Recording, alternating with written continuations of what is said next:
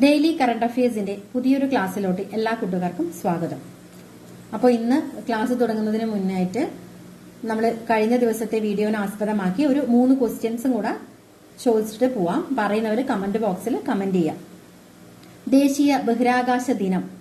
ദേശീയ ബഹിരാകാശ ദിനം അതാണ് ഒന്നാമത്തെ ക്വസ്റ്റ്യൻ. ചന്ദ്രയാൻ 3 വിക്ഷേപിച്ച തീയതി. ചന്ദ്രയാൻ 3 വിക്ഷേപിച്ച തീയതി രണ്ടാമത്തെ ക്വസ്റ്റ്യൻ. മൂന്നാമത് 2024 ഒളിമ്പിക്സ് വേദി. 2024 ഒളിമ്പിക്സ് വേദി. ഇനി നമുക്ക് ഇന്നത്തെ കറണ്ട് അഫയേഴ്സിന്റെ ക്ലാസ്സിലോട്ട് കടക്കാം. പാരീസ് ഒളിമ്പിക്സിൽ നീരജ് ചോപ്രയ്ക്ക് വെള്ളി മെഡൽ. പാരീസ് ഒളിമ്പിക്സിൽ നീരജ് ചോപ്രയ്ക്ക് വെള്ളി മെഡൽ. അദ്ദേഹത്തിന്റെ കായികൻ എന്തായിരുന്നു? ജാവലിൻ ത്രോ അല്ലെ. അപ്പൊ 89.45 മീറ്റർ ജാവലിൻ ത്രോയിലാണ്. ജാവലിൻ ത്രോ എറിഞ്ഞാണ് അദ്ദേഹത്തിന് വെള്ളി മെഡൽ നേടിയത്. അപ്പൊ അടുത്ത ക്വസ്റ്റ്യൻ സ്വാഭാവികമായിട്ടും സ്വർണം നേടിയത് ആര്? പാകിസ്ഥാന്റെ അർഷാദ് നദീം ജാവലിൻ ത്രോ ഇനത്തിൽ സ്വർണം നേടി. അർഷാദ് നദീം. മുഹമ്മദ് യൂനസ് അധികാരമേറ്റു. ബംഗ്ലാദേശ്. അപ്പോൾ ബംഗ്ലാദേശിന് ഇടക്കാല സർക്കാർ രൂപീകരിച്ചത് മുഹമ്മദ് യൂനസ് ആണ്. അദ്ദേഹം പാവങ്ങളുടെ ബാങ്കർ എന്നറിയപ്പെടുന്നു. 2006 നോബൽ സമ്മാനം കിട്ടിയിട്ടുണ്ട്. ജപ്പാനിൽ ഭൂകമ്പം. സുനാമി മുന്നറിയിപ്പ് 7.1 തീവ്രത രേഖപ്പെടുത്തി. അപ്പോൾ ഇതിടുന്ന ഒരു ക്വസ്റ്റ്യൻ എങ്ങനെയാന്ന് വെച്ചാൽ 7.1 തീവ്രത രേഖപ്പെടുത്തി ഈ അടുത്ത് സുനാമി മുന്നറിയിപ്പ് ലഭിച്ച രാജ്യം അല്ലെ ഭൂകമ്പ മുന്നറിയിപ്പ് ലഭിച്ച രാജ്യം. ആ ഒരു രീതിയിലായിരിക്കും ഇവിടുന്ന് ക്വസ്റ്റ്യൻ. ബുദ്ധദേവ് ഭട്ടാചാര്യ അന്തരിച്ചു. പശ്ചിമ ബംഗാൾ മുൻ മുഖ്യമന്ത്രിയായിരുന്നു ബുദ്ധദേവ് ഭട്ടാചാര്യ. റിപ്പോ നിരക്ക് 6.5%. അപ്പൊ എന്താണ് റിപ്പോ നിരക്ക്? RBI, അതായത് നമ്മൾ സെൻട്രൽ ബാങ്ക്, നമ്മൾ കേന്ദ്ര ബാങ്ക് ആണ് അല്ലെ RBI, reserve bank of India. അപ്പൊ റിസർവ് ബാങ്ക് ഓഫ് ഇന്ത്യ മറ്റ് ബാങ്കുകൾക്ക് വായ്പ കൊടുക്കും.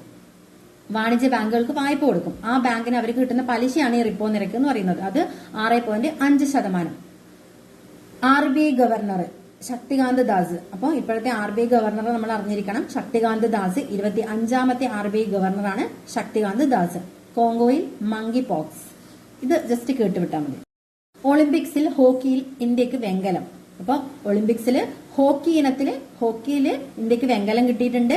2ാം തവണയും, അതായത് തുടർച്ചയായി 2ാം തവണ ഒളിമ്പിക്സ് മെഡൽ നേടിയ മലയാളി ആരാന്ന് ചോദിച്ചാൽ PR ശ്രീയേഷ. അപ്പൊ തുടർച്ചയായി 2ാം തവണയും നമ്മൾ വെങ്കലം നേടിയിട്ടുണ്ട് ഇന്ത്യ. അപ്പൊ അതിലത് നമുക്ക് അഭിമാനിക്കാൻ പറ്റുന്ന ഒരു മലയാളി താരമാണ് PR ശ്രീയേഷ്. അന്താരാഷ്ട്ര മത്സരങ്ങളിൽ നിന്നും അദ്ദേഹം വിരമിക്കുന്നതായിട്ട് പ്രഖ്യാപിച്ചിട്ടുണ്ട്. വിനേഷ് ഫോഗട്ട് വിരമിച്ചതായി നമ്മൾ ഇന്നലെ ഓൾറെഡി പറഞ്ഞതാണ്. വിനേഷ് ഫോഗട്ട് ഏതായിരുന്നു കായിക ഇനം? ഗുസ്തി. ഹർമൻ പ്രീത് സിംഗ്. നമുക്ക് ഈ ഹോക്കി പറയുന്ന സമയത്ത് അറിഞ്ഞിരിക്കേണ്ട മറ്റൊരു വ്യക്തിയാണ് ഹർമൻ പ്രീത് സിംഗ്. ഇനി ഈ PR ശ്രീയേഷ് ഒരു മലയാളിയാണ് അല്ലെ. അപ്പൊ നമുക്ക് എന്തായാലും അതും ഒളിമ്പിക്സിലൊക്കെ പോയിട്ട് മത്സരിച്ച് മെഡലൊക്കെ കൊണ്ടുവന്നേക്കാം. അപ്പൊ അദ്ദേഹത്തിന് നല്ല ഇമ്പോർട്ടൻസ് ഉണ്ട് നമ്മളെ ഏതൊരു പരീക്ഷയിലും. അപ്പൊ അദ്ദേഹത്തിനെ കുറിച്ച് കുറച്ച് അധികം പോയിന്റ്സ്. PR ശ്രീയേഷ് ഹോക്കിയിനാണ് നമ്മൾ പഠിച്ചു. പത്മശ്രീ കിട്ടിയ വർഷം 2017. അർജുന അവാർഡ് നേടിയത് 2015.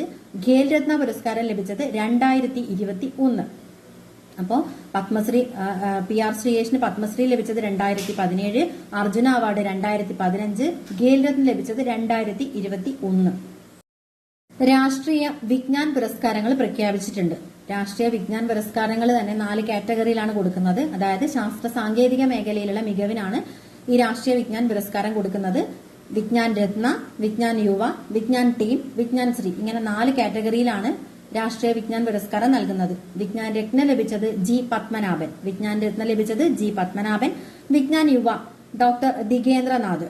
വിജ്ഞാൻ ടീം നമ്മുടെ ചന്ദ്രയാൻ 3 ടീമിനെ കിട്ടിയത്. വിജ്ഞാൻ ടീം കിട്ടിയത് ചന്ദ്രയാൻ 3 ടീം. അങ്ങനെ തന്നെ ഓർമ്മിക്കുക.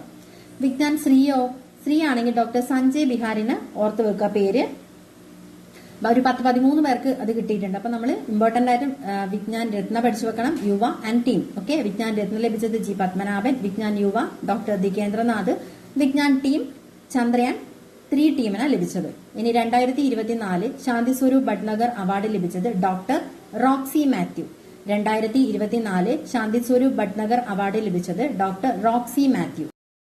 ദേശീയ ബഹിരാകാശ ദിനം ഓഗസ്റ്റ് 23. ദേശീയ ബഹിരാകാശ ദിനം ഓഗസ്റ്റ് 23.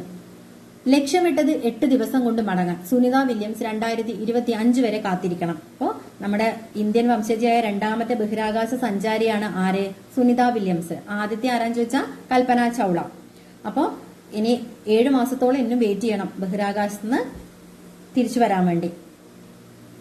തദ്ദേശീയ ജനതയുടെ അന്തർദേശീയ ദിനം ഓഗസ്റ്റ് 9. തദ്ദേശീയ ജനതയുടെ അന്തർദേശീയ ദിനം ഓഗസ്റ്റ് 9. സംസ്ഥാന പട്ടികജാതി പട്ടികവർഗ പിന്നോക്ക വിഭാഗ വികസന വകുപ്പ് മന്ത്രിയാണ് OR കേളു. ഇപ്പോഴേ മന്ത്രിമാരുടേതും MLA അവരുടേതൊക്കെ മണ്ഡലം ചോദിക്കുന്നത് ഒരു PSCന്റെ ഒരു ട്രെൻഡാണ്. PSCന്റെ ആയിക്കോട്ടെ, USS ആയിക്കോട്ടെ, LSS ആയിക്കോട്ടെ. അപ്പോൾ മണ്ഡലം OR കേളുവിന്റെ മണ്ഡലം മാനന്തവാടി.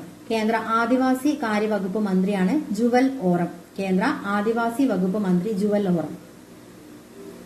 Thank you.